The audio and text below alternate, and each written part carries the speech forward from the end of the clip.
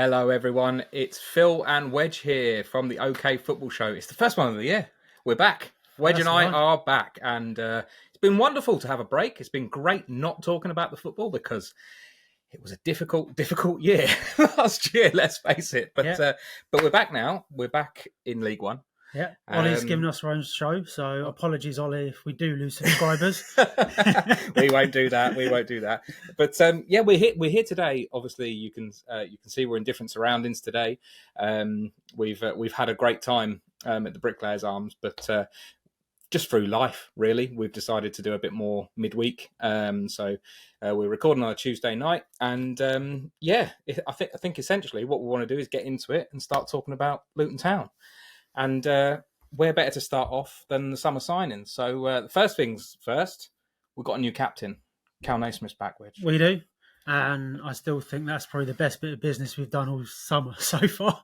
I'd agree. I think he's going to be immense for us in this league. And I think making him club captain is absolutely the best choice that they can do.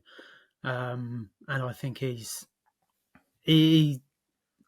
Morris did as best as he could, but I just don't think he had the same kind of captaincy as Lockyer had. So I think Naismith's going to kind of take on that role of what Lockyer kind of gave us before. Yeah, I think it's that calmness as well. Like when Cal's on the ball, he might drop a shoulder, even at centre back when he's under pressure, but you just know that he's ultimately got his head screwed on. Yeah. And I know that he's got an edge to him. We saw last year when he got sent off that he's got an edge to him. But ultimately, I just feel like he's the right choice at this particular time. We need to steady the ship. It's been a real slippery slope over the last couple of years. And hopefully he stays fit and we manage his minutes where we need to. Yeah. I think that's signing of the summer for us. I think as well with Naismith is we've brought in a bit of experience with Saville. Yeah. And we've got some youngsters as well. And I think, they'll be able to look up to Naismith and really learn from him. Yeah. I say the calmness, I think. Yeah. It's a shame, really. The other potential sort of captain's choice potentially was Hakeem Odoffin. And I know that for a new signing to come in and say that they could be captain, but he was captain at Rotherham. We've been told that it's highly regarded by Rotherham as well, wasn't it? They offered him a new contract and they turned it down. So. They were massively gutted about that as well, so a little bit salty about it as well. So it's a real shame but he's like an A1 example of Luton signings, isn't it? Let's be honest. It's like one of those ones where it's like, we've got a medical table. Do you want to use it?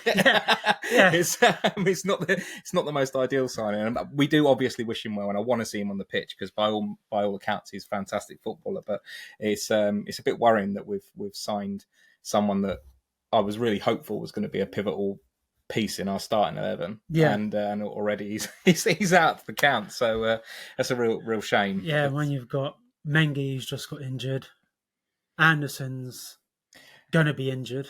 Of course, he's going to be injured.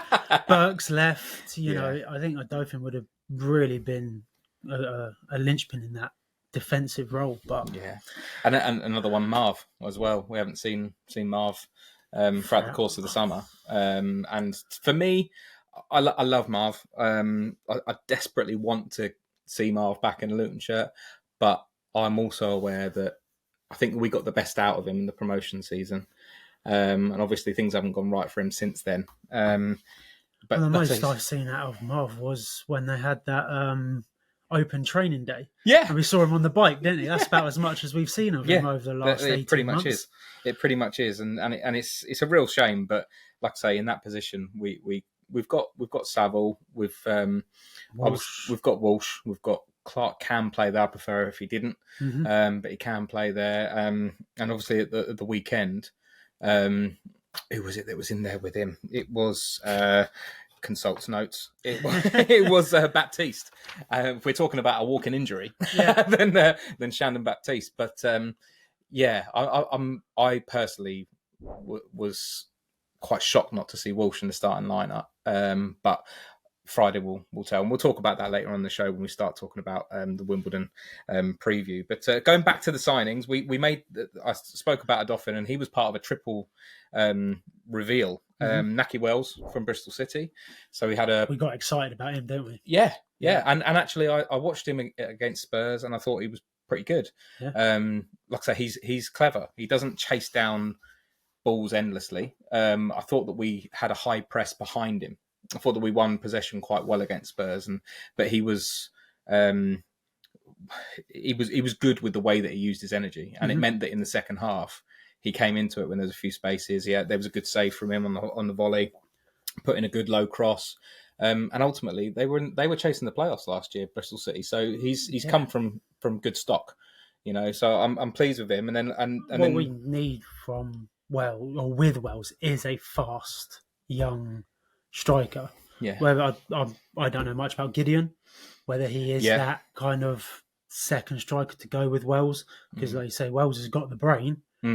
You need someone who can run through those channels as well. So that would be a good partnership. We'll see how that pans out. Like I say, they played Gideon Kodua on the right wing when he came on the other day, and it looked quite like it could be, if all things going well with injuries and everything, quite a potent a set of wingers with Ali on the left and Kodua on the right. That could be really quite dangerous. But like you said, it's who goes up front, because at the minute that's where I would argue is that we're lacking in options as a striker. But I also saw Nigel Longwyke, who filled in for the now departed Alfie Doughty.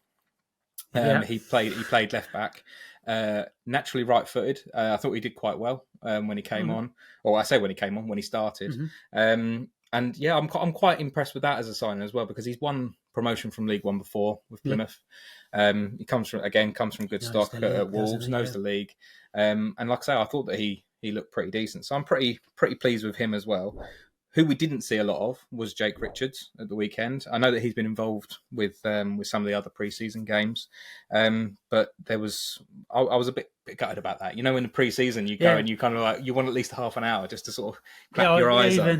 Because I didn't make it to the Spurs game, did I? But I said to you before, like, let me know, how Richards is. You got 5 minutes of him. So yeah. A bit gutted. I was a bit gutted about that, but I think that he'll be ultimately a good signing. I think that you can usually tell when again, I keep using the word stock, but when people are coming from good stock and when they're wanted, like the fact that Plymouth Argyle were interested in an Exeter City player probably shows that he's decent footballer. So I'm looking forward to seeing a bit of him, truth be told, moving forward.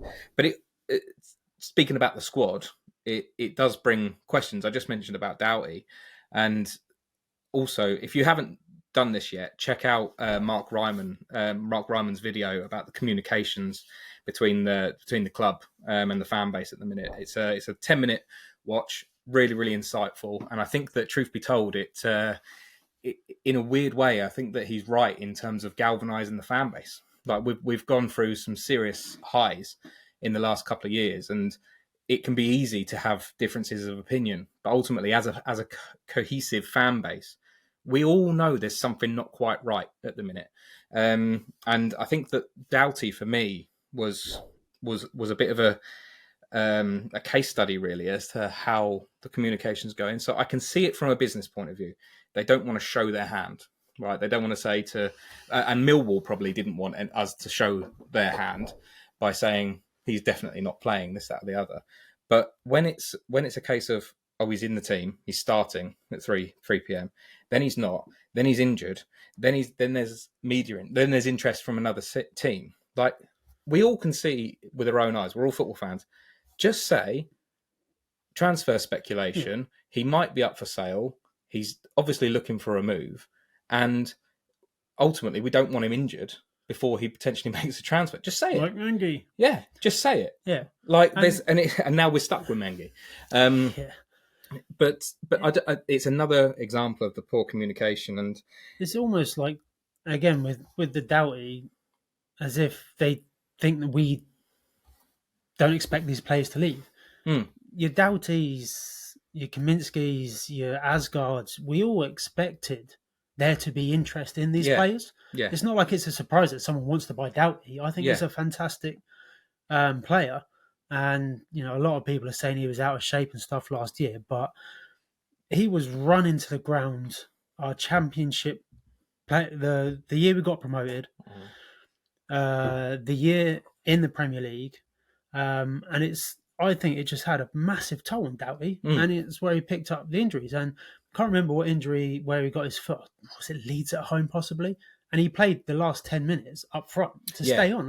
There was, he was 110% every time he played. He was. And I just think he got overused. So I hope Millwall can take better care of him. Yeah, because he is a great player, and I am sad to see him go, to be honest. Yeah, I'm gutted about that. But there are some other old boys that are still in the squad that I am a little bit confused about.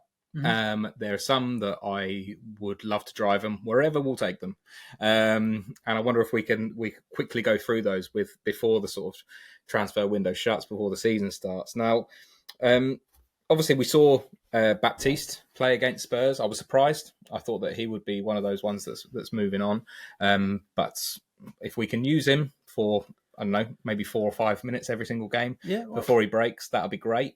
But he's ultimately a good player. Yeah, we're in the same position as we were pre-season last year when we played Celta Vigo at home. He looked great against Celta Vigo. Gave us some proper promise, and then he spent most of it on the sidelines. Yeah. So if he can stay fit,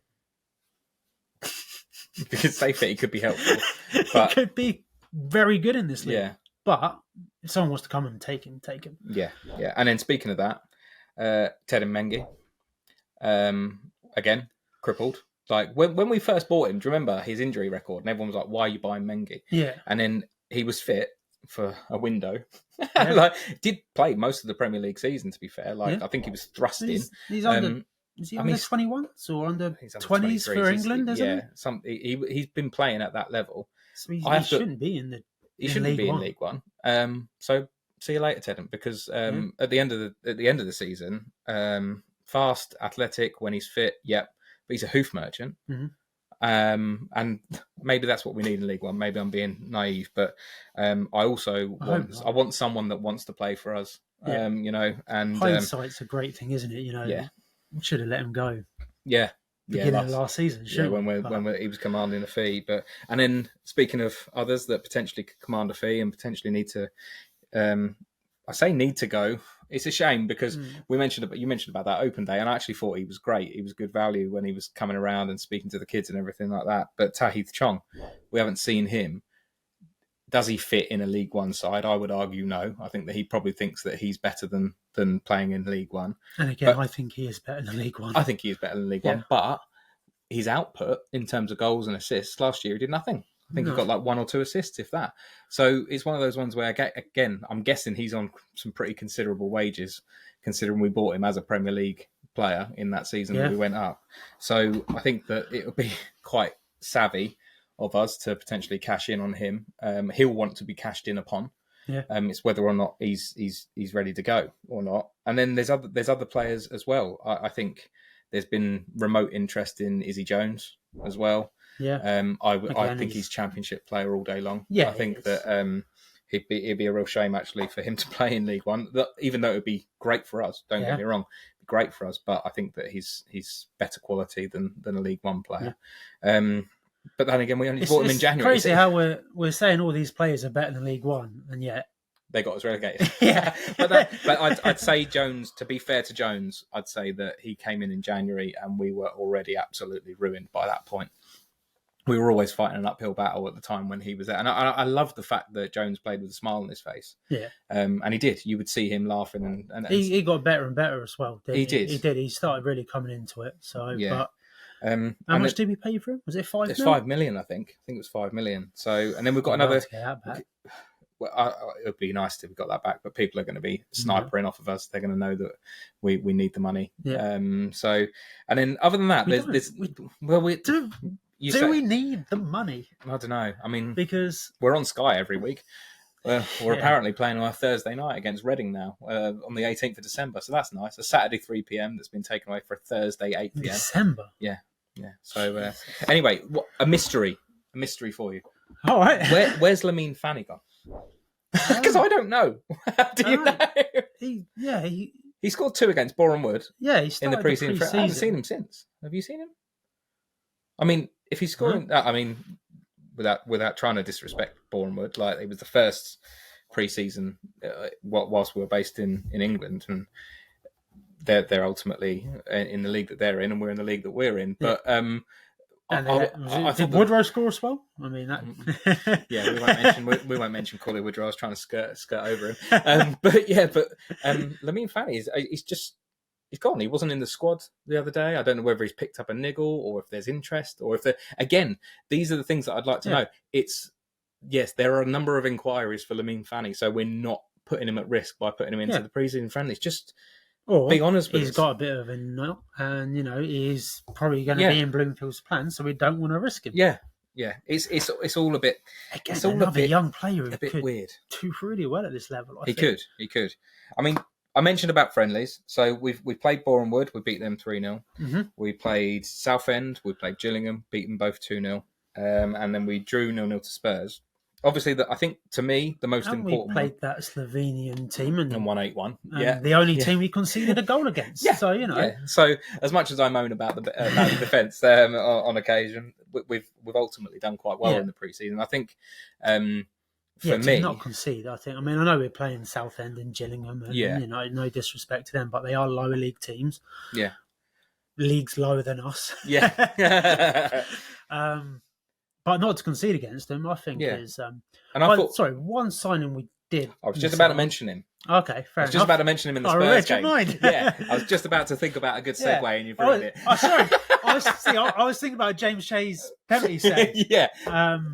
And then I thought about... Yeah, so the Spurs 0-0, where our wonderful new signing, Josh Keeley, kept a clean sheet. He was brilliant, mate. I actually took the time to send you guys a voice note about how impressed I was with him. I think his distribution was spot on. There was one small blip where I think he got trapped between, do I chest this or do I head it? But ultimately, he's got the ability to be a sweeper keeper. Okay. His distribution, both long and picking out a pass that's 30, 40 yards long, was absolutely sublime. I was really, really impressed. I mean, it's ultimately difficult to lose Kaminsky. I strongly rated Kaminsky. I think as a shot stopper, I think as a calm head. Eventually. Once he had a back three in front of him, which was consistent, he gained confidence. Yeah. When I say calm head, I just want to caveat that and say, except for Pompey away, because I know that someone will comment. But ultimately, I thought that Josh Keeley was excellent. And that's actually a bit of a coup. You mentioned the distribution. We haven't had that from a keeper. No, we haven't. We haven't. No. Wow. And I mean, he picked out Wells a couple of times. Mm-hmm. He picked out Ali a few times on that side, and picked out the centre of Jordan Clark's back. I just thought he had an excellent home debut. I just hope that doesn't mean we're going to play long ball. No, I think it was where you could see where there was a runner. I sat in the David Priest the other day, and in the first half we were attacking the Oak Road, and he was genuinely very, very good with doing it short as well as long. So I was actually quite impressed with him. And knowing that he's played a League One last season, had a really, really good season, I think that's a bit of a coup. Yeah. So props to us for that. I like because bit of positivity. I felt for James Shea a little bit when they said they signed another kind of goalkeeper. James Shea's been a very loyal servant to us, hasn't he? And, but if we've got a keeper that is going to be better, then I just think it's an astute signing at this level, so we'll go with that. But our first fixtures, so I'll run through these fixtures for you a little bit, Wedge. So we've got Wimbledon obviously on Friday night at home. We then got 2 away games. We've got Peterborough and then we've got Bradford, followed by 2 Coventry in the cup. Yeah. So that's 3 away games in the space of a week. Hopefully we'll show some squad rotation around that, because I do not give a monkeys about that particular cup. That one can get in the bin. I don't think we've progressed through like round 2 and don't know how many hopefully years. Bloomfield's sensible enough to know that we need to put our eggs in the league basket. Although it would be nice to beat Frank Lampard. It would be. We'll linger on that one, but yeah. And then we've got Wigan at home, Cardiff at home before we go away to Burton, away to Blackpool before there's a bit of a break. Obviously, it's a different league. We've got to adapt to League One. I was going to go through a few odds with you. We don't sort of promote gambling, but it's a good indicator when you look at the odds from the bookies about who we see as potentially what's going to do where. So we are currently bookies' favourites to go up, which as a Luton fan and having had to put up with the last two seasons, I find that really difficult because I think that a lot of the squad that the bookies might be thinking to go play for us are either injured, not wanting to play, or missing in action. So we're at 3-1. Then it's Huddersfield, Cardiff, Stockport and Plymouth before it goes down to Bolton, Blackpool and Reading. So we're sort of up there as one of the favourites. What are you expecting from us? I know it's a hard one because there's been turnover. It's a new league. Where are you placing us? What sort of season do you see panning out? It's I've been thinking about this, and I think it's difficult to predict any team who's going to come in and just run away with the league. I know last year Birmingham just spent like 50-odd million. Wrexham were going to do the same, but I look at all the teams and I think it's actually quite level. And a team could finish first as much as they could probably finish 10th. With Luton, though, I mean, we need to be aiming for an immediate return autos. That has to be the aim. I'll take second. I know we, win the league more often than not in League One, but I think we'll be top 4. Okay. And I put that mainly on Bloomfield. I was going to say Bloomfield's league. I think he knows Bloomfield. He was doing really well with Wickham. He's spent enough time at Luton now. He had a full, second half of the season. He knows the players. He seems to be a very honest man. I will be honest, as much as is, made to look like a liar at the weekends. Yeah. I think he's very honest, and I think he will kind of bring the squad together. And I think we will have 2, 3, maybe 4 more signings. I think we need them. Yeah. And that will be, enough for us to outperform other teams.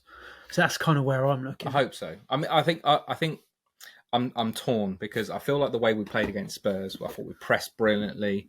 I thought that we made some chances. When you say we pressed again, I didn't see it. The voice note that you sent to us and Ollie and Mark, it made me feel like it was like the early stages of Rob Edwards when we used to press high and win the ball high and things like that. It's a weird one. A bit like that, or is it a different kind of pressing? It felt like it was intelligent pressing, and it came from that sort of that 4 behind Wells. So Clark was winning possession high up. Saville was putting a foot in. Then the wingers were Ali was doing very well at getting back, and it just felt like it was like mission to get the ball back. Those Guardiola's like way back when was sort of like those initial 3 seconds and then get back into your position. Yeah.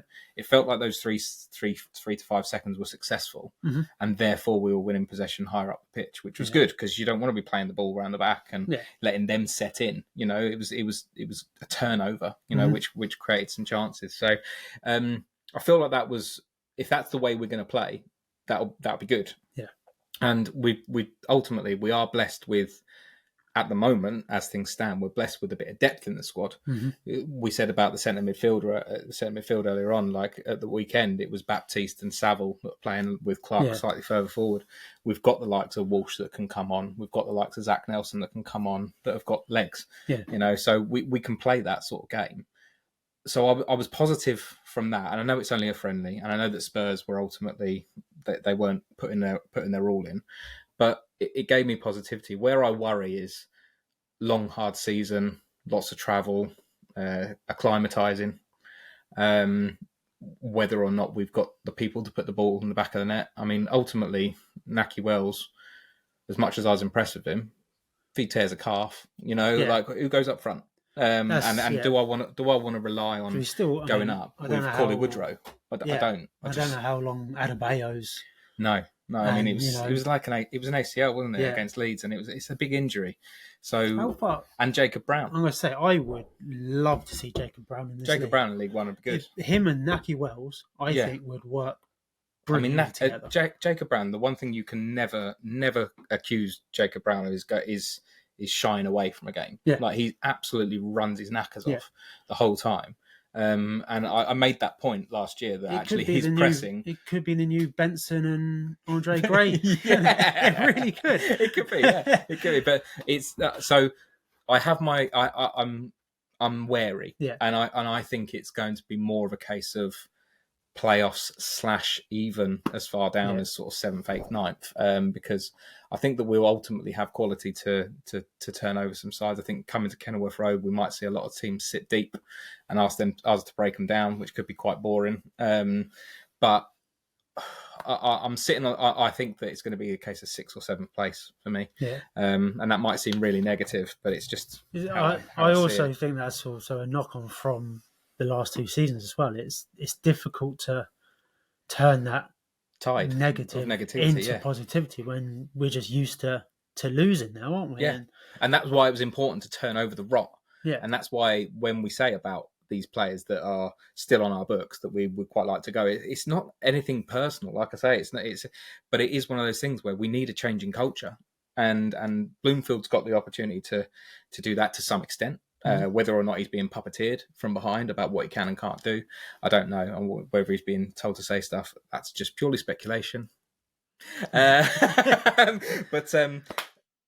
let's not go down that rabbit hole. Let's look forward to Friday's game. So we've got AFC Wimbledon. I did a little bit of research, not as much as you over the course of the summer. Wedge was doing a lot of research from all the clubs that we're going to be playing because he's taken this League One very, very seriously. And he's been brilliant. I've looked at a few things. They've got a big turnover. They've had 12 players leave, 5 in, as far as I'm aware, including the outbound Josh Nerfville, so we won't get to see him on Friday night. But the pre-season hasn't been great. They've lost the last 3 pre-season games. But they'll be absolutely buzzing. They're back in League One. They've got Matty Stevens, who I think is their one to watch. He was the one that sort of scored the vast majority of their goals last year. But ultimately, survival is going to be their goal. They are favourites to go down. All right. So I thought there was a bit of a symmetry to this. And bear with me. I will let you speak. No, it's fine. Don't worry. There's a bit of symmetry because I would argue one of the lowest moments as a Luton fan was when we got relegated to the conference. Now, I know that there was a huge amount of unfairness about it, where we've been shafted by that ownership, been shafted by a number of different things with the -30. But the first game we had in the conference was away at AFC Wimbledon. Was it? At Kingstonian's ground. I remember it because it was the first time I shook Nick Owen's hand. And I was there at that game. It was a 1-1 draw. And it just seems like we are arguably, and I know that we're 2 leagues above that, at the lowest ebb we've been in a long while. I think the vibe, given where we've been over the last 24 months, it feels low. It feels really, really low. So, and whereas AFC Wimbledon just come up to League One, they're absolutely buzzing, and it wouldn't surprise me if something happens on Friday night that we, as Luton fans, aren't particularly pleased about. So it is also the highest place finish of a team against the lowest place finish of a team from last season. Yeah. So we finished 18th, didn't we? Yeah. They finished like 6th or 7th, didn't they? Yeah. But still, it's those 2 teams now on parity, basically, they've got parity, yeah. Their name starts with an A. They're above us in the league as it stands. Yeah. So... they're favourites to go down. I think they'll be all right, to be honest. I know they have lost a couple of key players. Their keeper, because last year they conceded the least amount of goals in League Two. So they're very, very stout defensively, and they've lost their keeper. I think Huddersfield have signed him, and a couple of other defensive players. So again, coming up from League Two, it is always going to be difficult. But I think they'll have enough, and they'll want to come in on a Friday night to Kenilworth Road on Sky cameras, Sports. Yeah. They'll want to show a good account of themselves. Yeah. But I think we'll be too strong. I hope that we're too strong. And I hope that their turnover of players means that they're still getting used to each other a little bit like we are. Yeah. I'm hoping that sort of quality that we've got will shine through. Yeah. I see players like Jordan Clark, and I know he gets a bad rap, but I think he's a fantastic footballer. I think in League One, he will be an absolute cheat code. Yeah. I think that his fleet of foot will absolutely ruin some teams in the middle of the midfield. Was in League One would have been with Accrington. Stanley, so I think that the likes of him, potentially us seeing the likes of Kodua, if Ali as well. I think Ali in this league is going to be absolutely disgracefully good. And I think that if we can get through to the end of the transfer window without him disappearing, we'll be doing really bloody well because he looks a level above. And I think he proved that when he got into our team at the back end of last season. I think that he proved that. Yeah, he scored some vital goals for us, didn't he? He really did. He really did. And he kept us in with a chance on the last day, but ultimately we know how that panned out. But I've got a real soft spot for AFC Wimbledon. It's mainly because of the hatred of Milton Keynes. And I will not use the word after Milton Keynes. They played him 3 times last season, twice in the League, 1 in the Cup. Didn't lose to him, didn't concede a single goal against him either. So well done, AFC Wimbledon. Yes, well done the real Dons. Well done. And as ever, fuck Milton Keynes.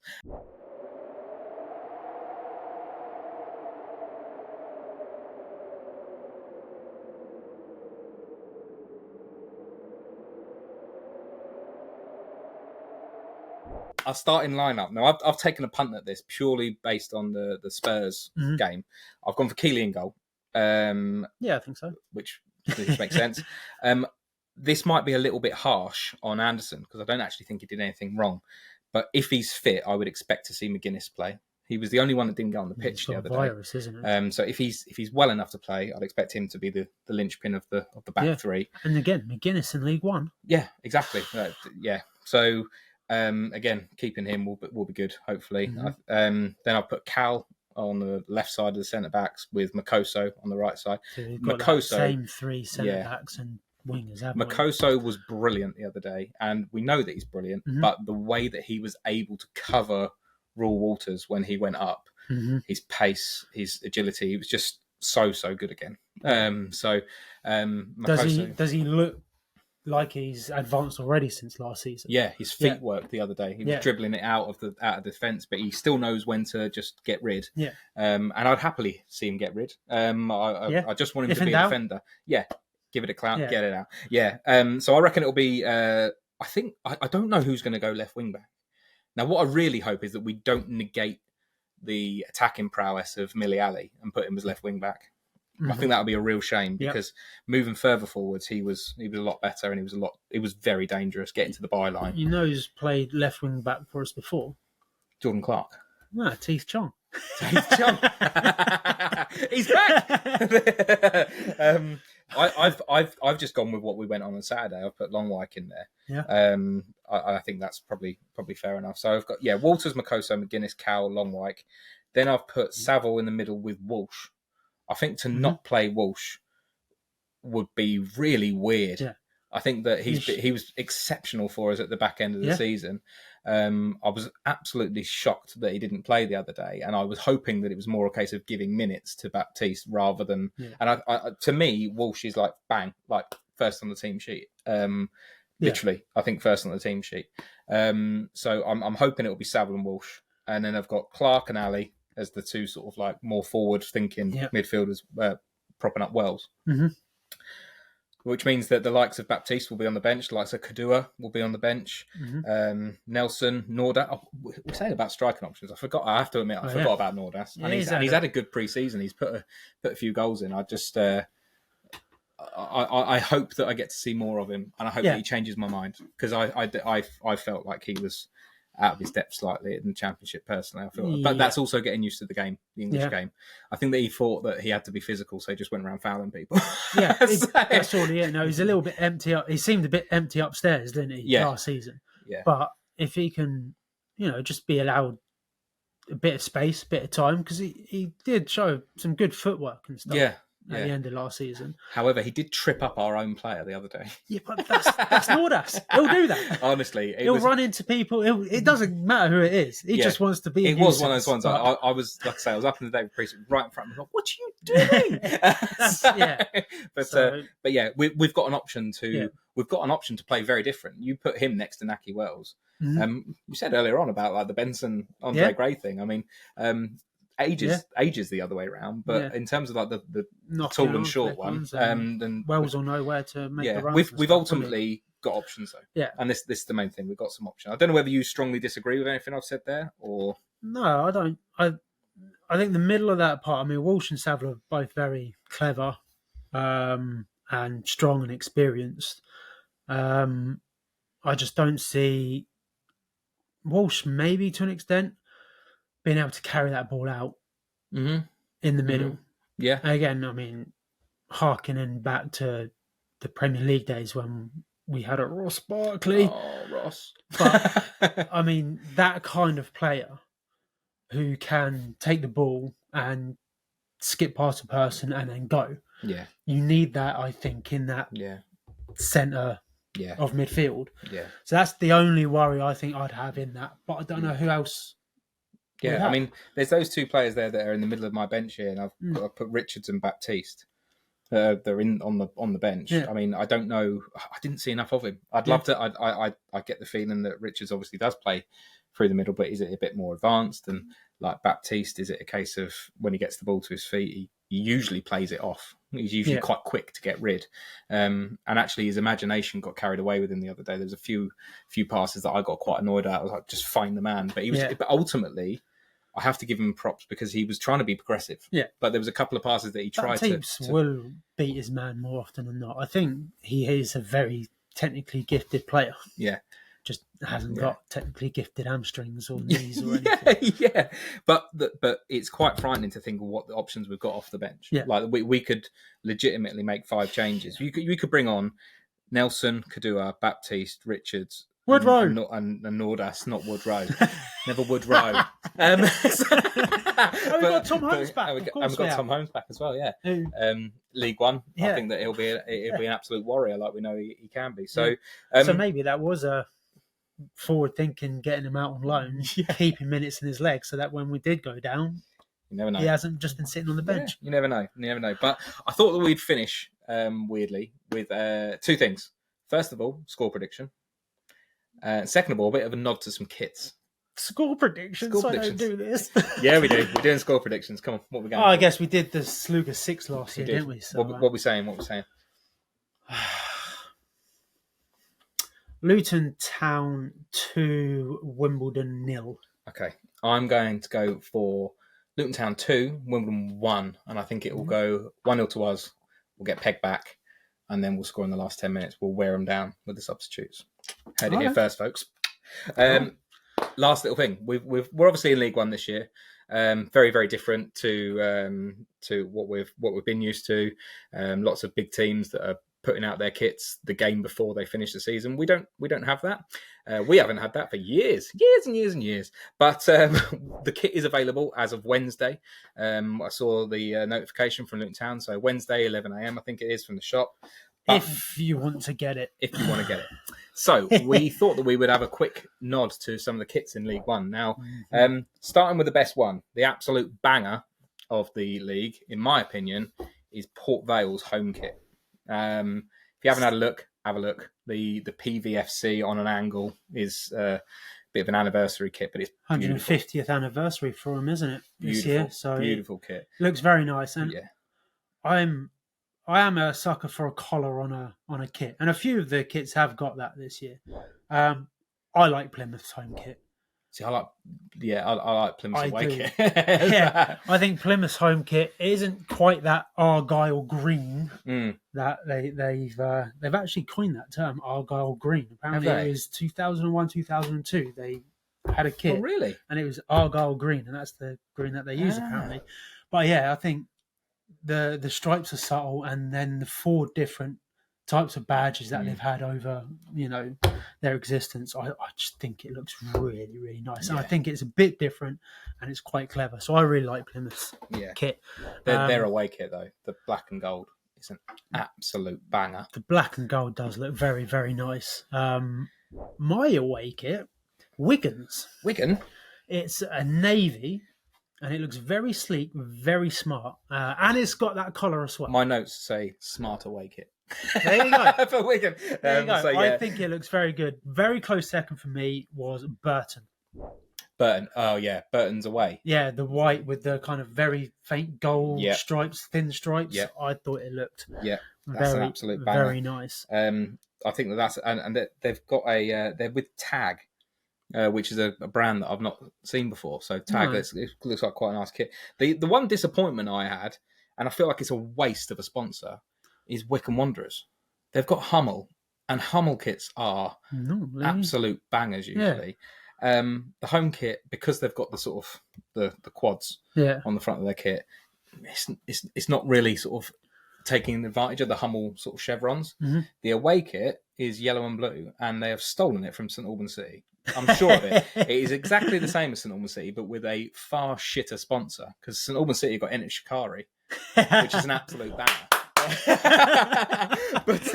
but yeah, they've stolen it. So I thought I'd mention that one quickly. And actually, it will be interesting on Friday night to see whether Wimbledon play in their home kit or away kit, because their home kit, again, I really like you said about the collar. It's Lotto as well. It's the 90s Wimbledon. Yeah. That's Vinnie Jones, that is, isn't it? Yeah. But their away kit? Yeah. Yeah. If they come up, if they rock up on that and they're happy to do so on Sky cameras, then more for you, AFC Wimbledon. Yeah. But our own kits, though. Let's finish off on Luton's kits. What are you thinking? Because I the one that I like the goalkeeper kit. I think that it's dark, quite like the colour. It's a bit of a weird colour. The away kit for me, it feels like the badge, the actual logo, the actual crest. Do you remember, mate, this is me showing a bit of my age, when I used to play football at school in primary school, if I was wearing tracky bottoms and I fell over and I got a hole in my trousers, I'd have to be sent home and I'd have to sew a patch onto it, right? It feels like a sew-on patch. It feels like a kit that you get in a box and you have to sew the badge on it. It's the blue background for the Luton bit. It just looks bad. And it's Reflow, Luton. Sponsor! Yeah. I mean, the sponsor is massive. It's not as massive as Mick George. From Peterborough. From Peterborough. But it is big. And like I said, that central alignment of the stuff, part of me likes it. And part of me thinks that it's completely different. We are very lucky Reflow didn't do what they did to Forest Green with us. It's not completely different because there are a lot of centre alignments. There are in this. There are this season. It's weird. And have you seen Stockport's? You would think that Erling Haaland's about to rock up. It looks like it's a home centralised badge, isn't it? Yeah. It's just Man City. It's just a knockoff of Man City. Yeah. But then the home kit. Again, it's for me. It's the sponsor. The sponsor is like, it looks armpit to armpit. It looks more orange the more I look at it. It looks more red the more sweaty they get. When they're playing, Second half, I thought... Bit of Vicks on there and it looks like Man United or something. Yeah. But it's... Having looked at some of the other kits, I don't think it's that bad anymore. It's not that bad. I think the bones of it are actually very good. I just wish it was like that orange or even slightly paler than that, because it could be an absolute... And if Capital Sky was in navy blue, if the Capital Sky was in the same blue as the arms, I feel like it'd be so much more subtle, but it's just like, bang, there it is. And I also think a lot of our initial reaction to it was because they released the sponsor and then another sponsor and then another sponsor and then back of the short sponsor. Oh, you mean more shit communication by the club? Yeah. Got it. Because did you know that we're now sponsored by Teng Tools as well? Again. For the 5th year, apparently. Who cares? Good on your Teng Tools, but don't care, club. Don't put out this massive notification about us having a sponsor again. Don't care. Yeah. And I think, the way is it, release the kit and then say something about the sponsors, because as much as obviously the club are getting money from the sponsors and the sponsors obviously want to be heard because that's why they're paying good money so that their name's out there, as fans it's the kit. Yeah. And then, say, we're sponsored by Capital Sky. They're a construction company in Luton and things like that. So, great. We've kept it local. We've got a local sponsor. But that's not the main priority as a fan who are going to be buying these kits. Yeah. That's the first thing. It was, and the fact that we're talking about it proves it. It was just boiling the piss of fans. It was just like, no, we want signings. Yeah. We want information about ingoings, outgoings. And we're being drip-fed stuff about sponsorship. And it really hit the wrong tone. We are not in the situation at the moment where after 2 successive relegations, we want to be wound up by some cheeky admin. I don't care. Shut up. Just stop doing it. It's not funny. That'll be clipped and I'll get roasted for that. Anyway, right. I think we better leave it there. So we will see you. We have natted on a lot. We have natted on. We've not natted on. But we will see you at Kenilworth Road on Friday. If you see any of us at the OK Football Show, we're usually on the concourse with a beer in hand. It's lovely to speak to you all. So if anyone fancies it, come and say hello to us. And come on you at us and let's go. Another season. Here we are. Let's go. Yes, League One champions.